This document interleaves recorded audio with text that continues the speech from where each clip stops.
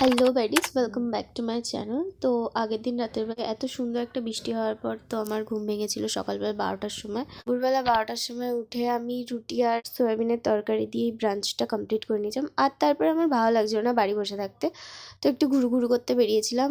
আর instant কোনো জায়গা খুঁজে পাচ্ছিলাম না, তো মনে হলো যে একটু গঙ্গার ঘাটেই যাই, ওখানেই ভালো লাগবে। আর তার মধ্যে আগের দিন এত সুন্দর বৃষ্টি হয়েছিল, তো ওয়েদারটাও সকালবেলা খুব ভালো ছিল।